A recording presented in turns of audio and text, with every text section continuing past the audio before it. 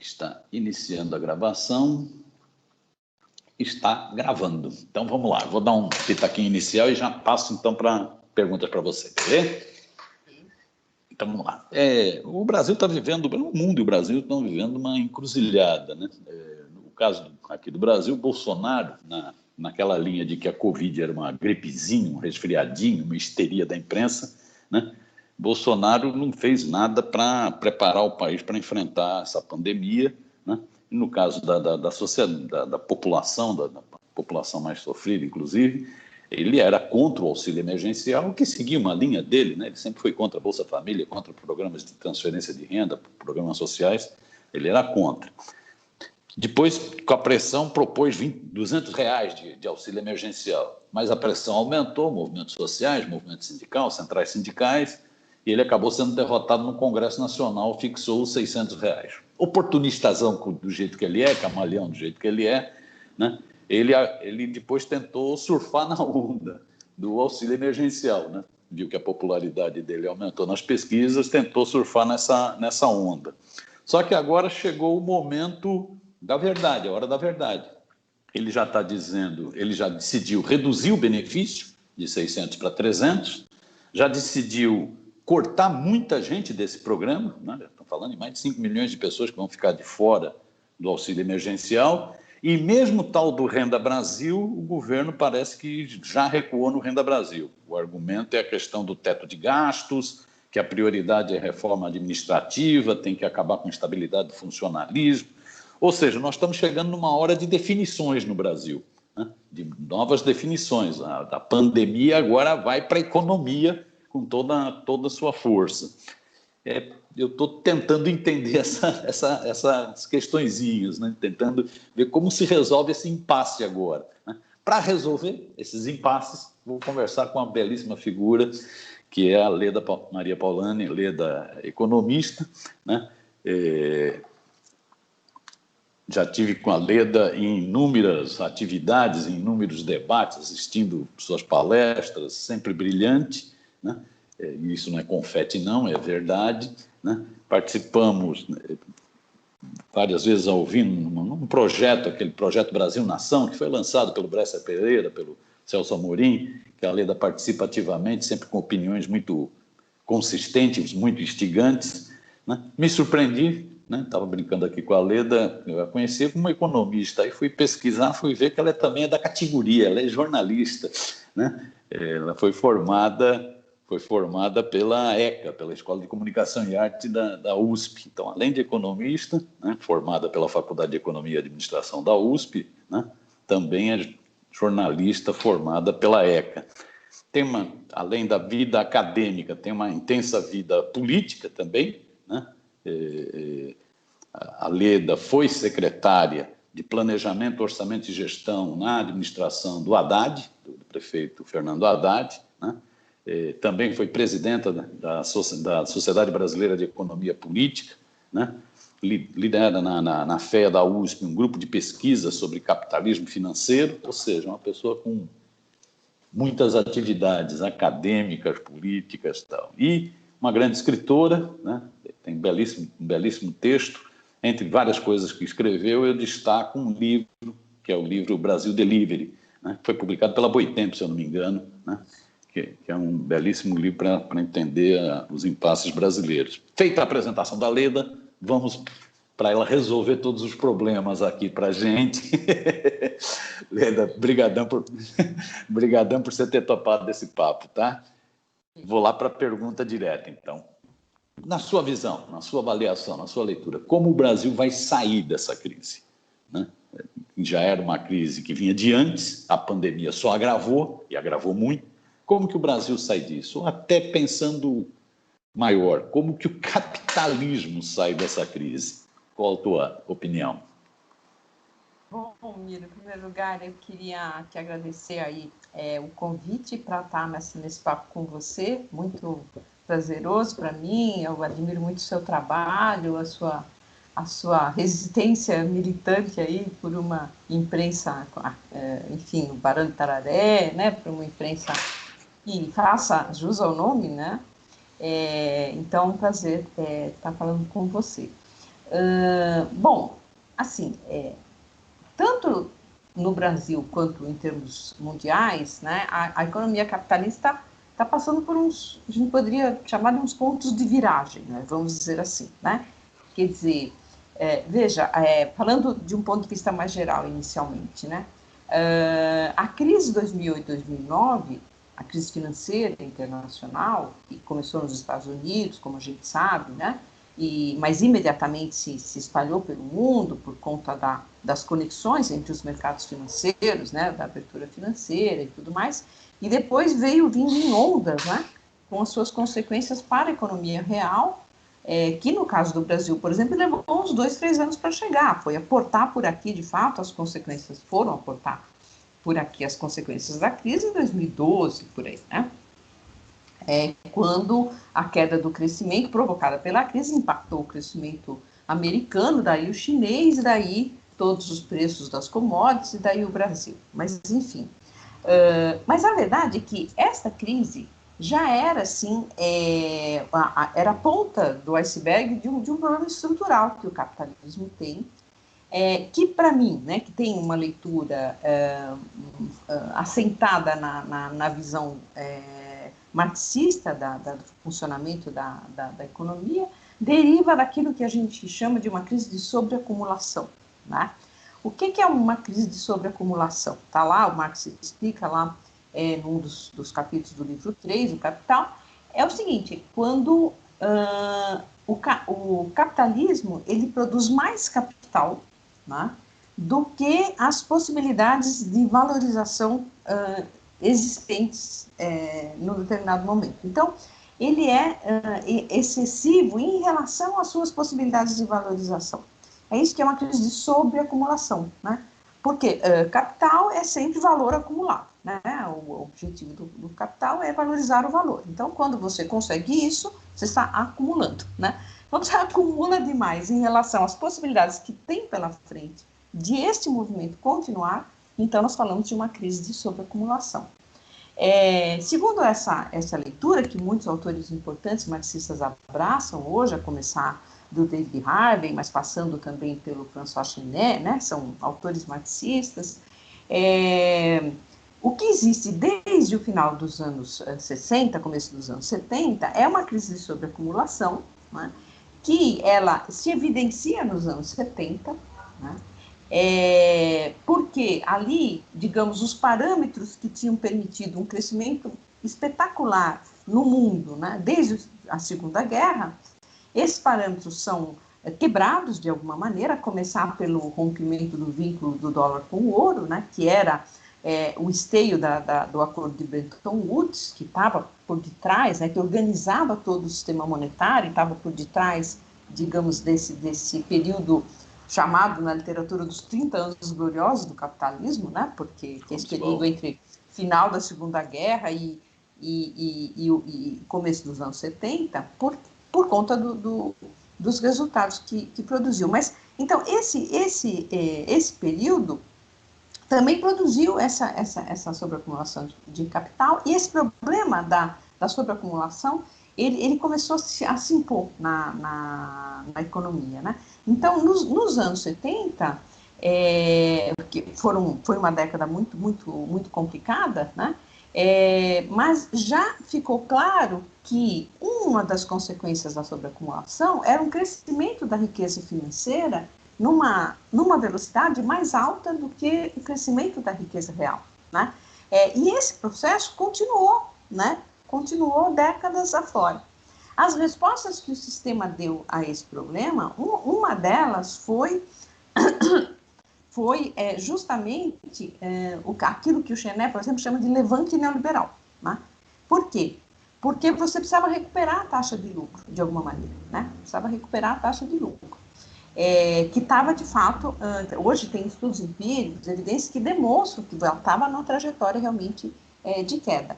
Então, a taxa de lucro foi recuperada com esse levante neoliberal, que é o quê? Essas medidas que vão justamente reduzir a participação do Estado, reduzir a carga tributária das empresas, retirar direitos dos trabalhadores, enfim, então, com as dificuldades do mercado de trabalho, o salário real cai, né? Ao mesmo tempo, vai se começar a aumentar o endividamento, né, do Estado e das famílias, etc. Enfim, então você cria toda uma situação que consegue recuperar a taxa de lucro, mas a taxa, digamos assim, de investimento real não é recuperada, né? Macroeconomicamente, você gera um regime de baixo crescimento, a gente chama de um regime de baixo crescimento, porque você não recupera aquelas taxas dos 30 anos gloriosos, né? E pior, quer dizer, não só um regime de baixo crescimento, como é um regime que produz desigualdade e que é marcada desigualdade em todos os sentidos, tanto dentro dos países quanto entre os países, né? E além disso, então é baixo crescimento, desigualdade e um regime que é marcado por crises financeiras recorrentes. Então ele tem uma instabilidade financeira estrutural, esse regime, vamos dizer assim. A gente pode chamar, a falta de melhor nome, de regime neoliberal de gestão do capitalismo. Bom, então, a crise de 2008, aí você pode fazer uma cronologia, assim, da crise atrás de crise que a gente teve desde o começo dos anos 80, pelo menos, para cá, que é quando o neoliberalismo de fato se instaura, né? A certidão de batismo da aplicação dos princípios neoliberais via Margaret Thatcher e Ronald Reagan, né? Com a Supply Side Economics, enfim, a ideia da recuperação dos princípios neoliberais do Hayek, de que, bom, enfim, sociedade não existe, só existe a soma dos indivíduos, né? Agora tem toda uma discussão muito grande na literatura e tudo mais. Mas, enfim, então, de lá para cá, né, você pode traçar essa cronologia dessas crises. A crise de 2008 é só a crise que foi mais profunda, vamos dizer assim, a maior das crises de tantas quantas existiram. E vão continuar a existir, porque esse desequilíbrio estrutural entre, de um lado, a riqueza real, que é aquela que produz as condições de valorização efetiva do capital, e de outro, a riqueza financeira, que cresce de acordo com a sua própria lógica, vamos dizer assim, né? Incitada por outros fatores, inclusive especulativos e tudo mais, esse desequilíbrio não foi resolvido, né?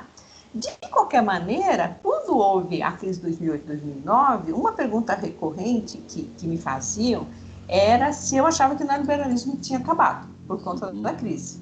E eu dizia assim, olha, acho que não, infelizmente, eu gostaria, mas acho que não. Por quê? Porque enquanto a riqueza financeira continuar mandando na base material do sistema, né, a ideia é que este discurso continue a prevalecer, né, porque ele é um discurso que tem consequências práticas e que o resultado, digamos, pragmático dele é que você construiu o mundo afora uma moldura institucional de funcionamento do capitalismo que em tudo beneficia o crescimento da riqueza financeira, né?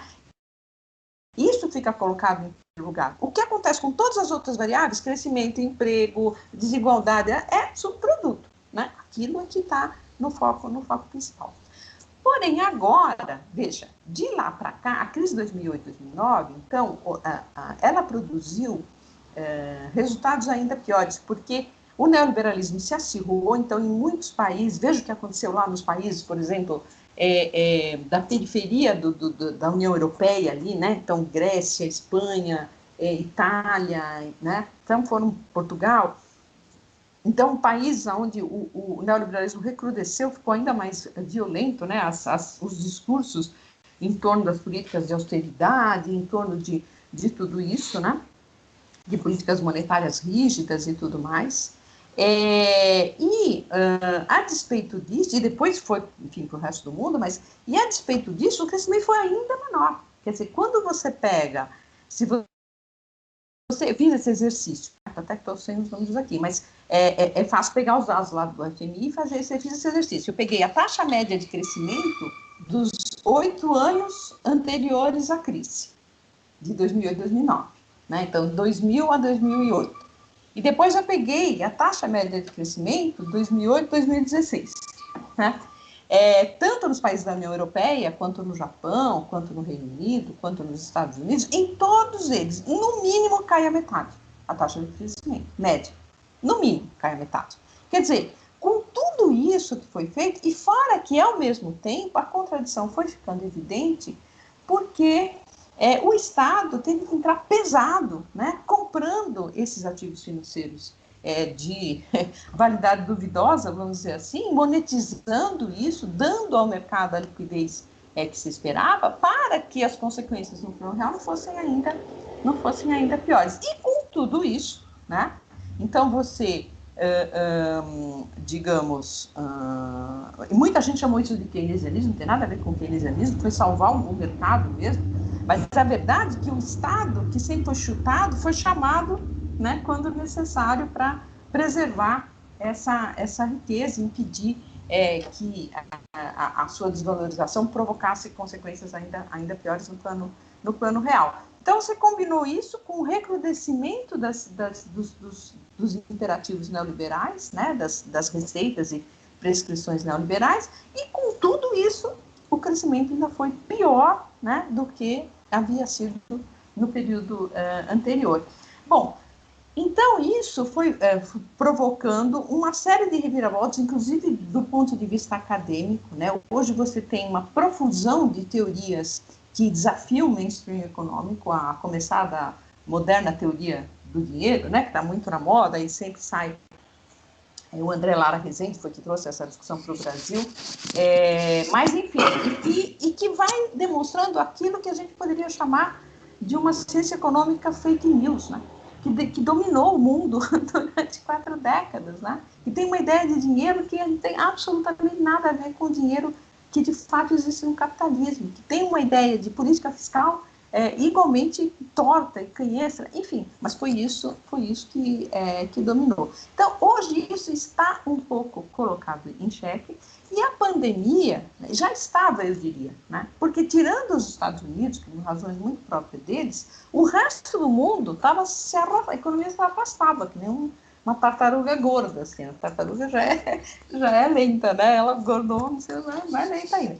Então, era assim que o mundo estava. O mundo estava desse jeito, né? A pandemia, né, colocou, digamos assim, um elemento a mais, em princípio externo, a gente não sabe até que ponto externo, porque muitos ambientalistas dizem que esse tipo de problema decorre dos desequilíbrios provocados pela alucinação capitalista, consumista, então externo com aspas, né?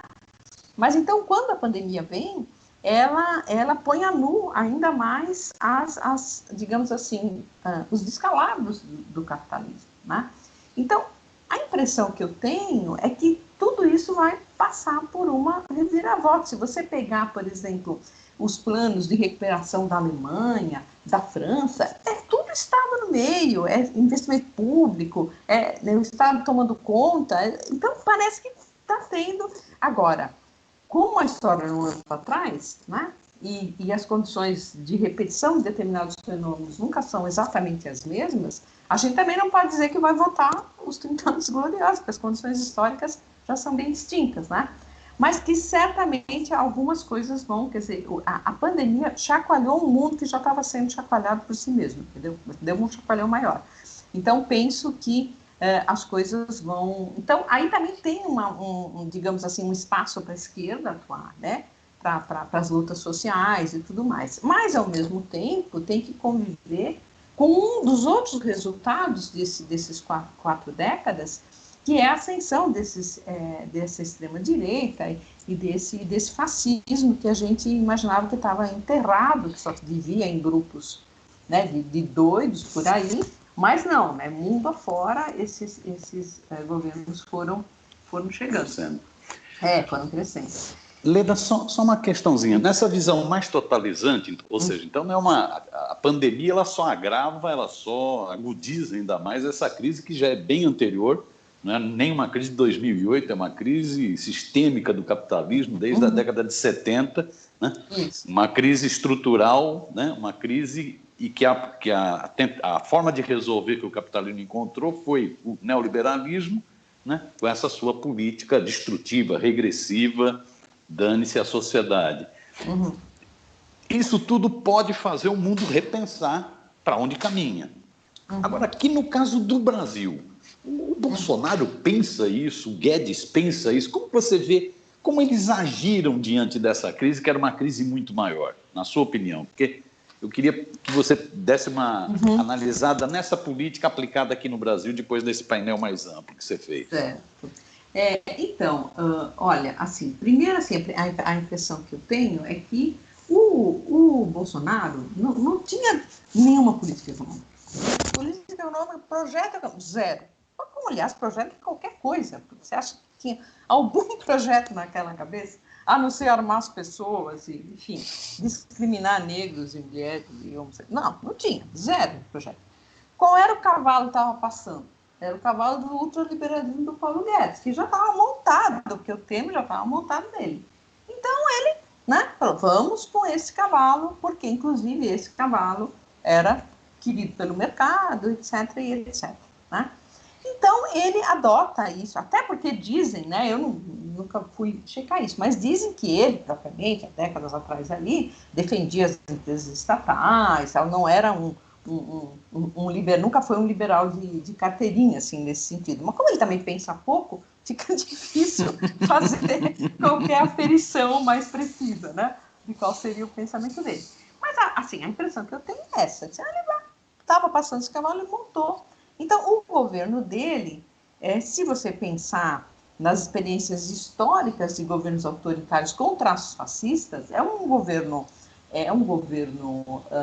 contraditório, porque, em princípio, né, esses governos tendem a ser nacionalistas também do ponto de vista econômico e conferir ao Estado um papel brutalmente importante dentro da economia, né, fortalecendo os investimentos, a infraestrutura, enfim, fazendo o nacionalismo econômico vigoroso. E, no caso do governo Bolsonaro, você tinha esse descasamento, assim, vamos dizer, né? Bom, até então, quer dizer, eu penso que os fatores que levaram à eleição do Bolsonaro, bom, fora tudo que a gente sabe, fake news, prisão ilegal do Lula, golpe, tudo que a gente sabe, né? Mas eu penso que, do lado dos valores morais, do conservadorismo e etc., a conversa do Bolsonaro fez eco, inclusive, fez eco em boa parte da população, inclusive por conta da influência das igrejas neopentecostais, que são muito conservadoras desse ponto e vem crescendo brutalmente no Brasil, né, nas últimas décadas. Então, você juntou isso de um lado, o mercado de outro, né, que resolveu achar que Fernando Haddad era um radical de esquerda, que ia, sei lá eu, virar um bolchevique de uma hora para outra, né? E aí juntou-se isso e Bolsonaro foi eleito. Então, eu tenho a impressão que ele conseguiria eventualmente até levar adiante essa coisa contraditória, né? De um lado ser um nacionalista que bate continência para a bandeira americana, né? E é absolutamente liberal e completamente entreguista do ponto de vista econômico, mas que no plano moral e tal, ele acabava se segurando. Então, ele se segura aqui na base, nessas, digamos, pessoas mais comuns, mas tem o apoio da riqueza do país, do mercado, etc., e vai tocando. A pandemia deu um desacerto aí nesse jogo, né? Desacertou esse script. Então, criou-se uma contradição, que é o seguinte: ele precisou, né, subitamente abrir mão das suas convicções liberais, né, para aceitar, né, muitas medidas emergenciais de combate à pandemia, apesar de que no plano sanitário ele nunca deixou de negar a pandemia, ele continuou negando a importância disso tudo, né? Mas no plano econômico ele foi vencido pela pressão social, né? Fez o auxílio emergencial, o Congresso acabou elevando esse valor 3 vezes o que ele pretendia, né? Bom, e aí ele se deu conta, né, de que isto era uma coisa, ele começou a melhorar nas pesquisas, aí essa melhora dele nas pesquisas, eu acho que foi uma combinação, de um lado, né, do auxílio emergencial, que eu acho que sim tem papel nessa subida de popularidade dele, principalmente nas classes mais baixas, né, de 0 a 2 salários mínimos, de 2 a 5, mas também pelo fato de que ele, por conta da prisão do Queiroz e tudo mais, resolveu ficar comportado, né, e recuperou o eleitorado de classe média que estava se afastando dele, porque ele estava muito, né, esperneando demais, falando muita bobagem e tal, e a classe média estava envergonhada dele. Aí ele ficou quieto, a classe média voltou um pouco. Essa é a minha análise de política de botequim, vamos dizer assim, que não é a minha área. Não sou especialista aí meu amigo André Singer é que é. Mas, enfim, então, só que assim, ele gostou dessa história, né?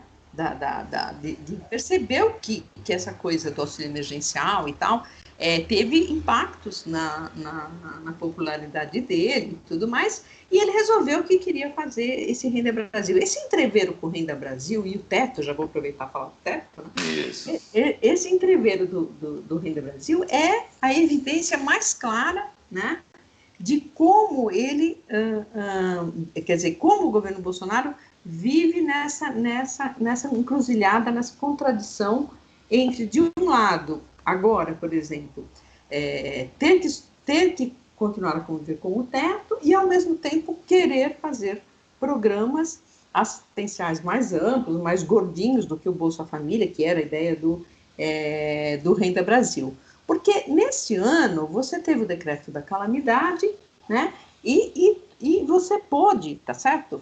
Por conta da pandemia, expandir aí. Então, quer dizer, o governo gastou com esses programas, entre abrir mão de receita e conceder auxílios, tal, quase R$1 trilhão, né? É mais de 10% do PIB, 12, 13% do PIB. Isso foi dado para o Bolsonaro, tá aí, gasto em frente à pandemia. Só que acabou, meu filho, depois não tem mais decreto de calamidade, nem. Então, ele não conseguiu, quer dizer, o bate-cabeça, né, dessa contradição ficou evidente com essa história do Renda Brasil. Eu mesmo fiquei surpresa que ele recuou, né? Para você ver que a pressão deve estar sendo violenta, né?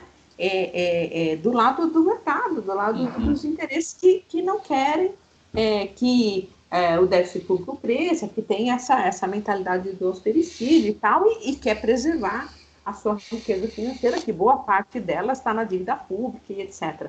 Então, a Folha de São Paulo, de ontem, inclusive, ela que expressa muito esse negócio do Deus mercado, tentando enquadrar o Bolsonaro, baixa a bola, né? Você não foi eleito para isso.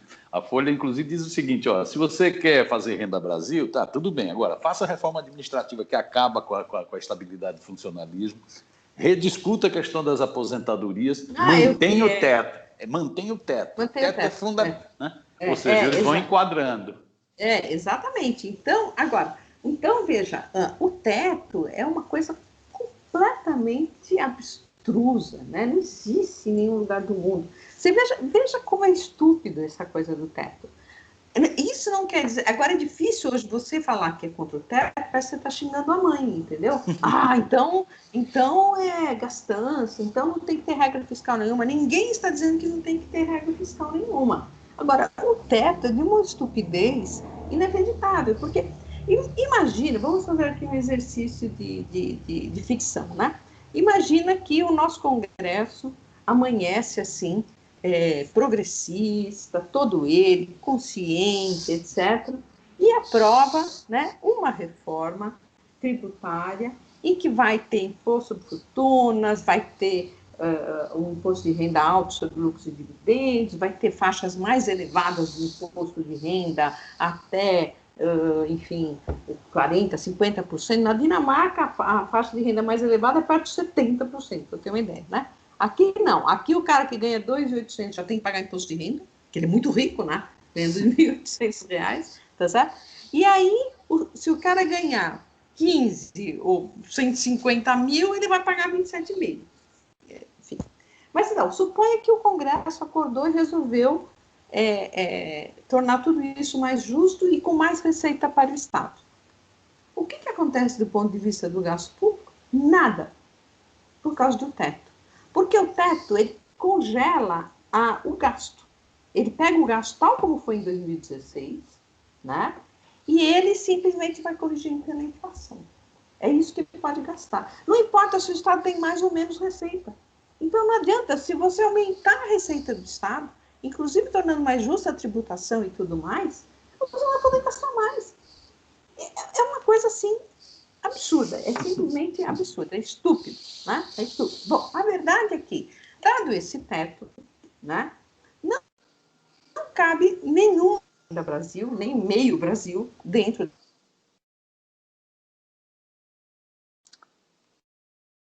Deu uma caída.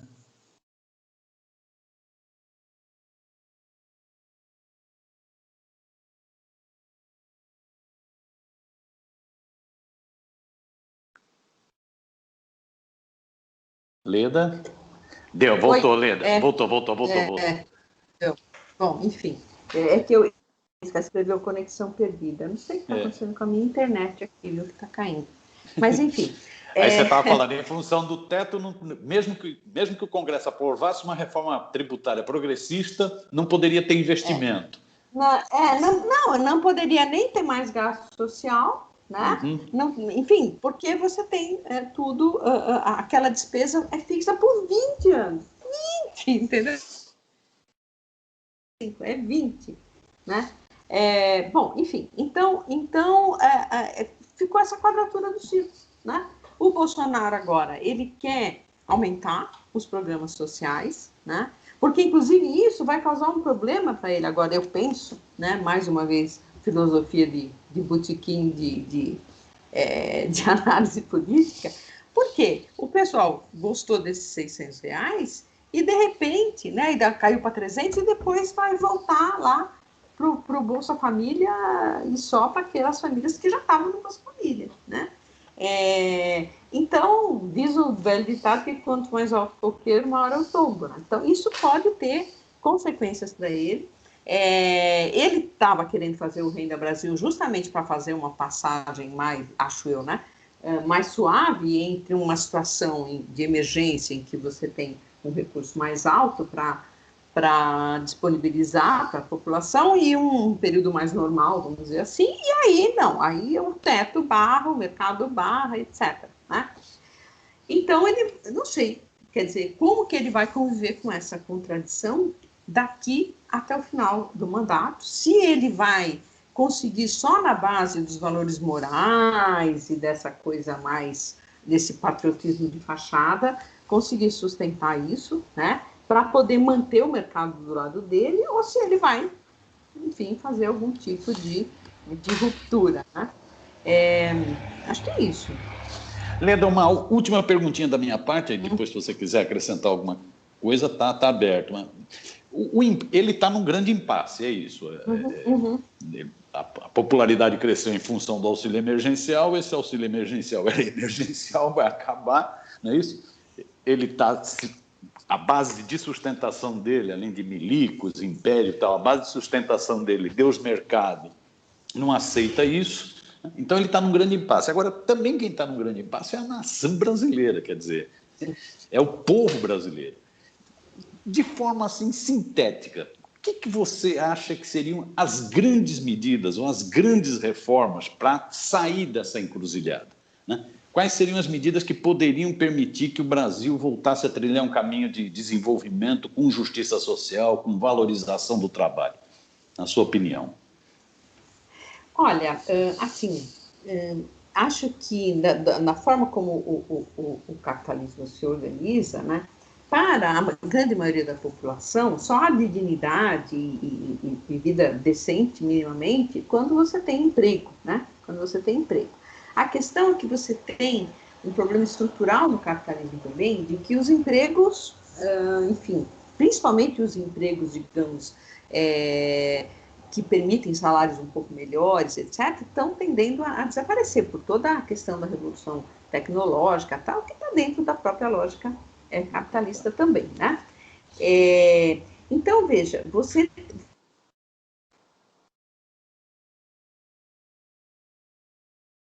Alô?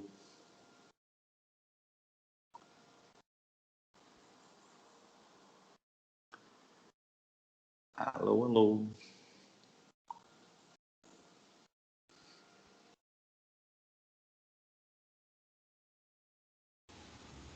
A internet está querendo, a internet está querendo sabotar. Sabotando. Bom, vamos ver se eu termino aqui rapidinho. A renda básica universal é justamente, ela parte da ideia, né, de que no mundo de sujeitos monetários, você não pode ter sujeitos monetários sem moeda, né? E que se você depender só das condições de empregabilidade do capital, porque é o capital que comanda isso, você vai criar uma sociedade de zumbis de um lado, né? Então, a ideia da renda básica universal é os ganhos são de todos, então você tem que repartir, etc, etc. Então, isso está em discussão no mundo todo, né?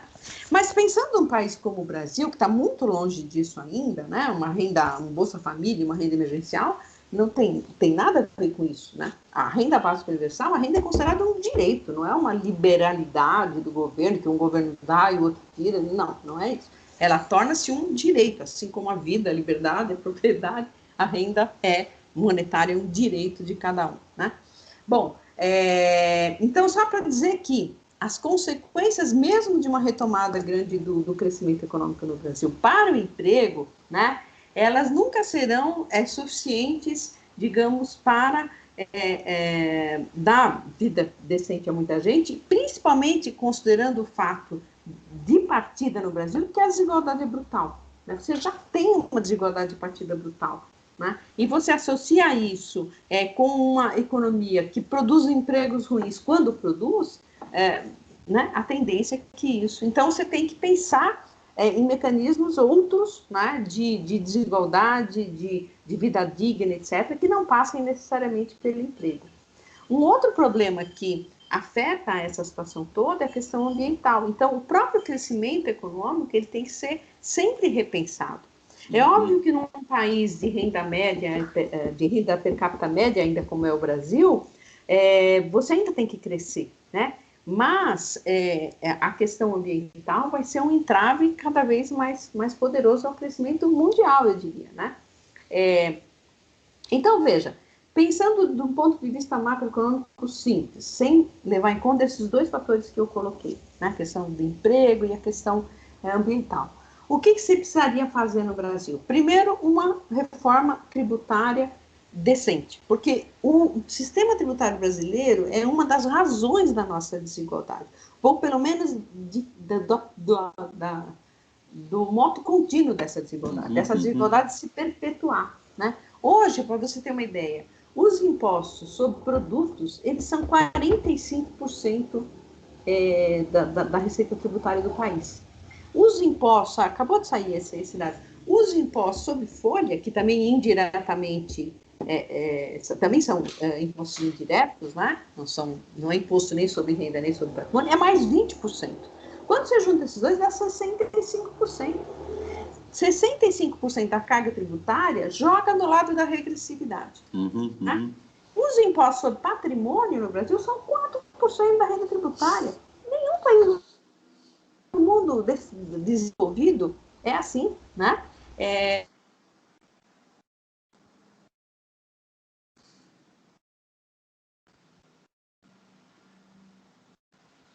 Foi falar em taxar os ricos, mais uma vez caiu a internet.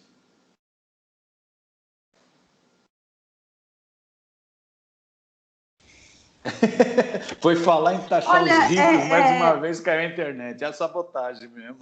Achando que talvez seja um Skype, viu? Porque eu já fiz tanta entrevista pelo Google Meet, pelo Zoom, nunca aconteceu isso. Maluca. Nunca aconteceu. Maluca. Mas, enfim, eu estava dizendo, então, uma reforma tributária, primeira coisa, né? Que, em primeiro lugar, aumentasse os impostos diretos, que são impostos sobre renda e patrimônio, né? Para reduzir o peso dos indiretos, que torna tudo regressivo, né? O que torna progressiva a atuação do Estado na redistribuição da renda, né? Na renda secundária, como a gente diz, são os impostos sobre renda e patrimônio. Os impostos sobre renda são absurdos no Brasil, porque a tarifa mais elevada é muito baixa e você tem isenção sobre lucros e dividendos, que é uma coisa estúpida, que não existe em nenhum país do mundo, a não ser na Estônia, não me pergunte por quê. Mas, quer dizer, se você isentar lucro e dividendos, significa o seguinte, que se um cara ganhou R$1 milhão de distribuição de dividendos, um cara rico, tem muitas ações, ganhou R$1 milhão, ele vai pagar 0 de imposto de renda sobre R$1 milhão. E o coitado do fulano, que ganhou, digamos, R$40 mil, trabalhando que nem um maluco o ano inteiro, ele vai pagar imposto de renda. É uma coisa assim que é descabida. Bom, então, a questão tributária é inevitável, tem que mexer. Segundo, tem que acabar com o teto, evidentemente, porque não faz o menor sentido. Isso falando assim, do ponto de vista macro, feijão com arroz, né? Acabar com o teto, retomar investimentos públicos, porque o investimento público, ele é injeção de demanda direto na veia da economia, né? Esse foi o erro da Dilma, no meu entender, né? Ela apostou no investimento privado, e para poder apostar no investimento privado, lá naquela chamada matriz, né, nova matriz macroeconômica, ela acabou contraindo o investimento público, que vinha crescendo muito, principalmente no último mandato do ex-presidente Lula, né? E aí ela ficou com o pincel na mão, porque ela contraiu o investimento público e o privado não veio, e aí teve toda essa catástrofe que a gente viu, né? Então, retomar investimento público e repensar, eu diria, todos esses programas sociais, né? Nesse sentido que eu estava falando inicialmente, e também combater fortemente o racismo. Eu acho que você tem realmente eu tenho trabalhado um pouco com o Silvio Almeida, né? E ele, assim, eu acho que a visão dele é absolutamente precisa. O racismo é estrutural no país.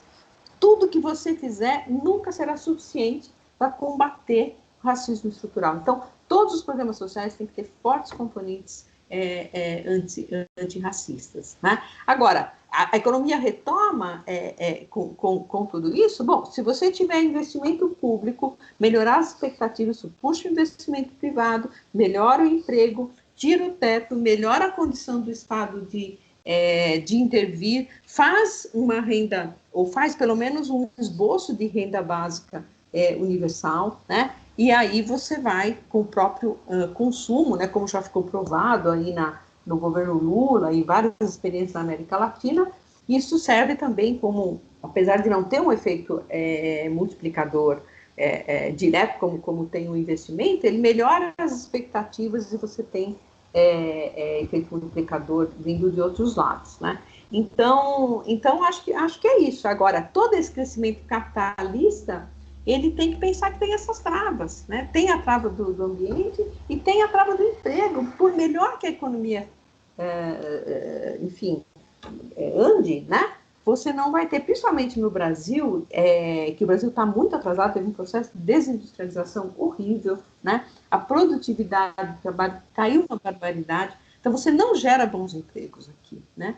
Então aqui esse problema é ainda pior, né? Então é isso. Muito bem, você apresentou um programa mínimo aqui, uma grande plataforma para superar a crise. Excelente, Leda, excelente. Você gostaria de acrescentar alguma coisa? Não, acho que é isso. Acho que a gente, infelizmente, está no que mais me preocupa, amiga, que a gente está numa encruzilhada aí em que as nossas instituições estão em frangalhos, né? E a gente e as forças progressistas, a esquerda de modo geral, não está conseguindo encarar, né, esse desafio aí. A gente eu escrevi um artigo aí com vários outros colegas da USP, dizendo que a pandemia podia abrir uma janela de oportunidades aí para a esquerda ganhar mais força e tal, mas não foi o que aconteceu, né? Infelizmente, as próprias eleições municipais estão demonstrando isso. Falta consciência política, né? Generosidade política, diria. É isso. É triste, mas é assim que eu vejo. Mas tem que bater até que fure. É isso. Sim, lógico. Lutar, assim, eu vou morrer lutando, porque, né? Se você não luta, você também não vive. Então, é isso. Te agradeço muitão, viu, Leda? Adorei o papo, viu? Gostei muito mesmo. Deu uma aula instigante, super legal. Gostei. Obrigadão, viu? Eu que agradeço, então, Miro, mais uma vez. Prazer em te ver e falar aí com seus internautas. Tá, joia. Aproveita e dá uma descansada, tá? Beijãozão pra você. Tchau. Tchau, tchau. Obrigadão, viu?